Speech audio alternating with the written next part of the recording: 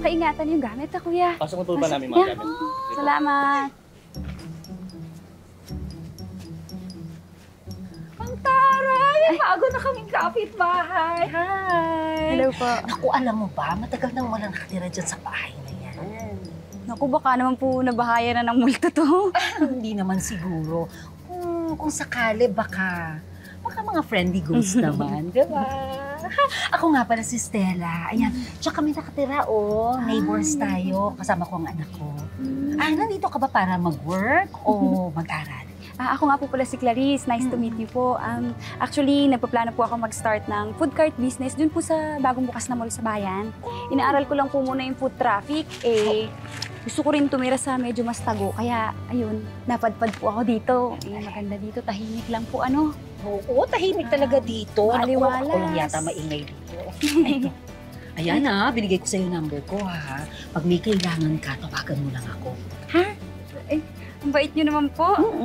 Mag-ingat po kayo ha. Alam nyo na ngayon, maraming masasamang tao. Ay, naku, ikaw pa. Tingin ko mukha ka namang, alam mo yung mabait at saka marangal. O, diba?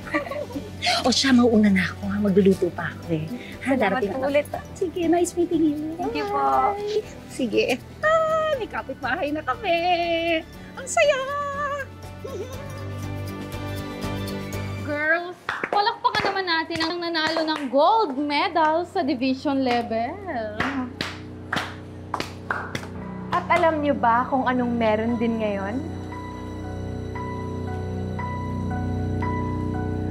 Ngayon ang ika-40th day ng pagkamatay ni Valerie Kiambao. Ang babaeng inagawa ng jowa nitong bida-bida. Ano nga bang ginagawa natin sa babaeng mga agaw ng jowa? Ano pa? Di kinukuyog.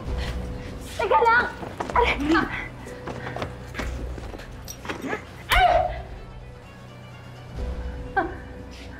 Alam mo, kasing tigas talaga ng tanso yung apog mo.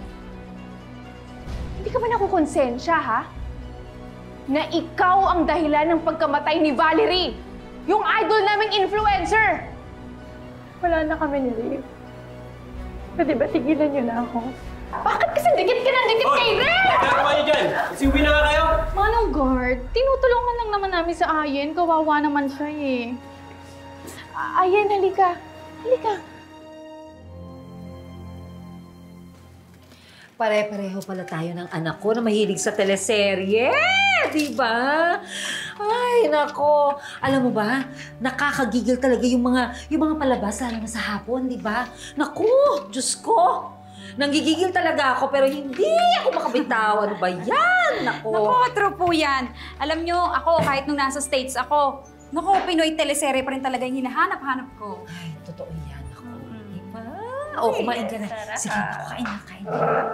Paborito ko po yan. Oo, sige. Sa States. Yan, sa States ba meron ito? Nagluluto ako. Diba?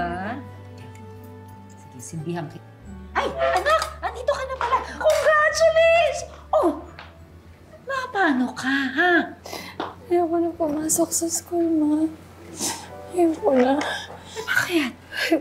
Binuli ka na naman ng schoolmates mo, ha? Ha?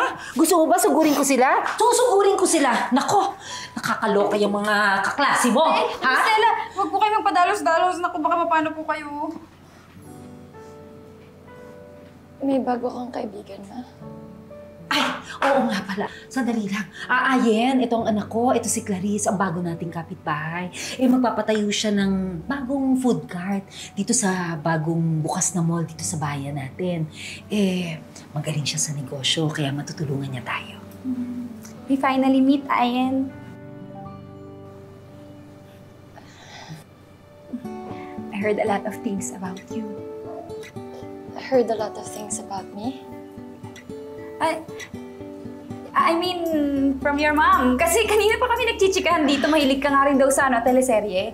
Alam mo ako din Sa tingin ko, dapat doon ka kumuha ng ideas para mapatahimik mo yung mga nambubuli sa'yo. Huwag na huwag ka magpapaapi. Oo, tama ka dyan, di ba? Oo, di ba, anak? Sana nga. Kaya mo yun. Pero, Mas gusto ko munang kumain. Ayan ang sinasabi ko. Anak, kumain ka ng Hindi ako nakakain kanina eh. Kinakabahan kasi ako. Buti na lang, Mama. Nanalo pa rin kami. Ay, congrats!